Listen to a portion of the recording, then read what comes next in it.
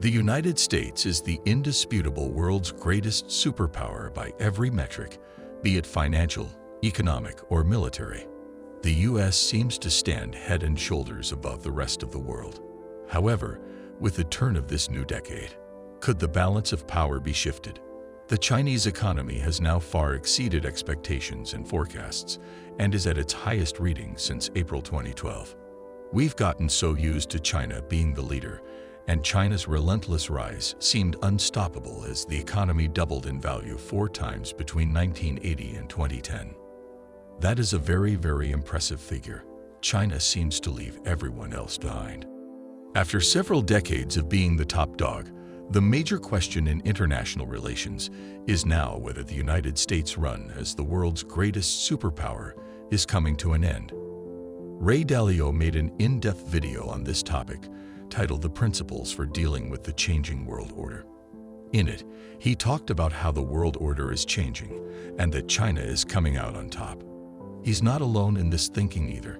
Many analysts agree, seeing a rising China, ready to catch up or even surpass the United States in the near future.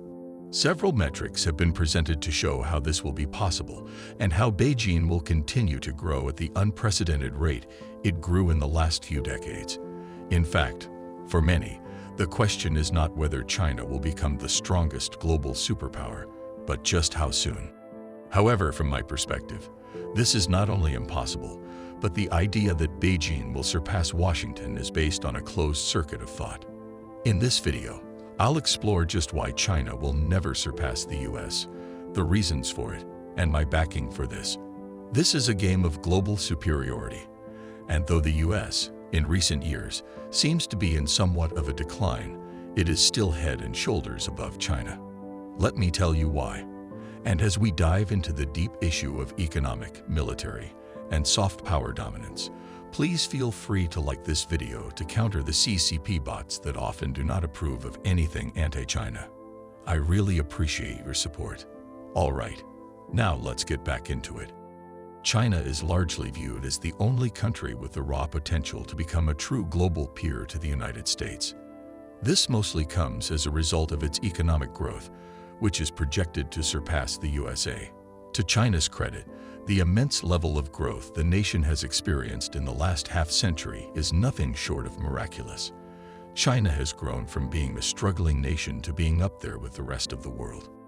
Among the major talking points, China's GDP is always used as the primary point, and true to form, China's GDP and GDP growth are a thing of beauty. The GDP annual growth rate in China averaged 9% from 1989 to 2022. It does not take a genius to realize just how insane this level of growth is. I mean, it's almost impossible for modern economies. This is primarily why China is viewed as a miracle country.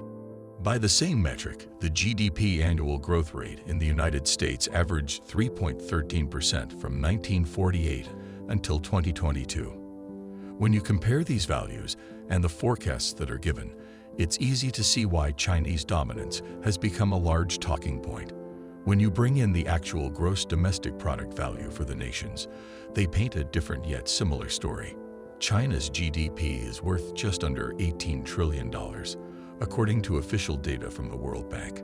Just so you know how humongous this GDP value is, it represents 7.94% of the entire world economy. That's a lot.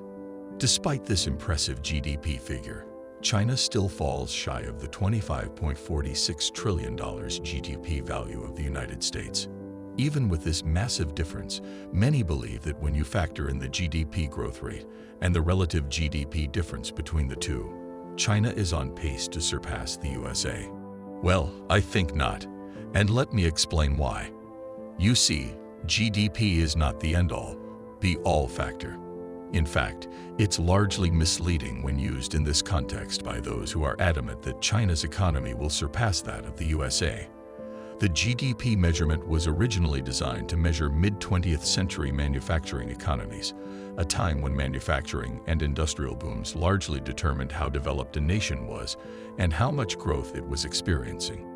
In a world of globalized production, A significant portion of Chinese exports comprises processing trade, which means that parts are imported into China for assembly and then exported.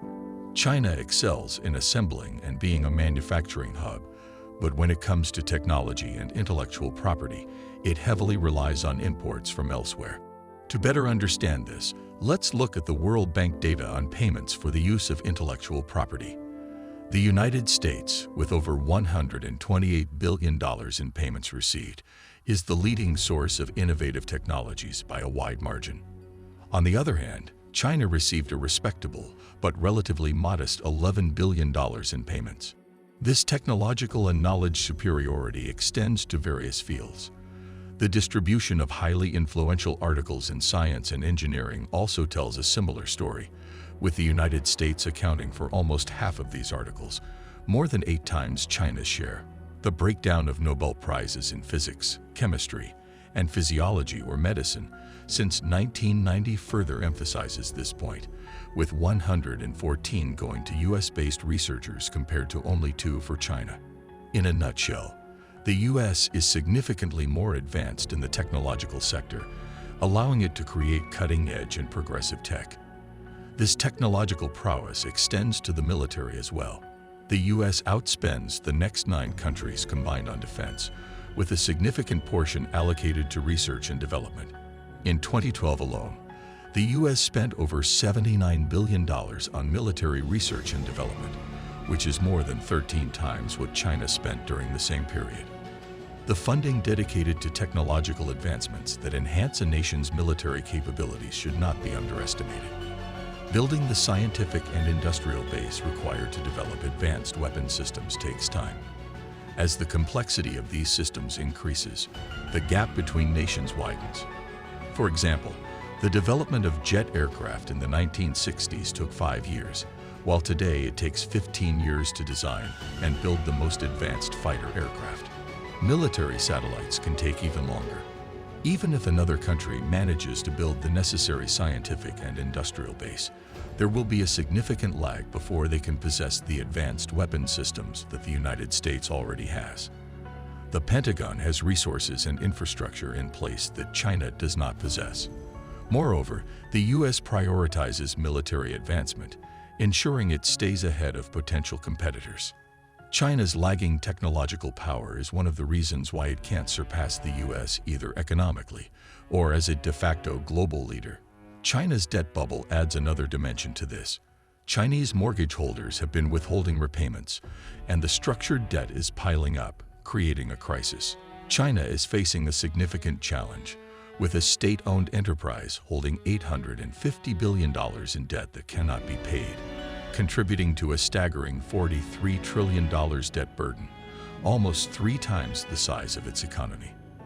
In comparison, the US also faces a debt problem, but relative to GDP, China's debt burden is 40% higher than America's. Developed countries like the US can better support higher relative debt burdens due to their greater wealth. China, being a less developed economy, struggles more in this aspect. Despite its debt challenges, the US remains in a far better economic position than China. Do you remember what I mentioned regarding the wealth disparity between the affluent and the underprivileged? Well, China, true to form for the CCP, is attempting to address this issue of inequality through coercive measures. Their push for common prosperity is poised to undermine the nation's potential for growth, as it undoubtedly hampers the legitimacy of Chinese corporations. Private enterprises in China are swiftly transitioning into state-controlled entities, and the case of Jack Ma, Alibaba, and the Ant Group serves as a prime example. The CCP's approach revolves around a form of Chinese-style capitalism, which might have yielded favorable results in the past.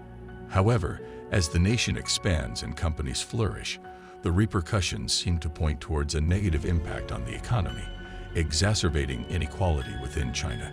This has led to a massive protest wherein frozen bank deposits sparked violence across China.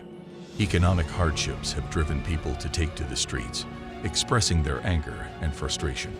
They are demanding change, calling for the removal of the dictator and national traitor, Xi Jinping. The protests have even reached the main Foxconn factory, with people wielding sticks, destroying surveillance cameras, and openly demanding Xi Jinping's resignation. China is facing numerous domestic challenges, further complicating their pursuit of surpassing the United States economically or otherwise. The CCP has set three main policy objectives: achieving zero COVID economic growth, maintaining a 5% growth rate, and reducing debt. However, all of these objectives seem to be in disarray. Protests against zero COVID measures have erupted, the nation has fallen significantly short of the 5% growth target, and the debt burden continues to escalate.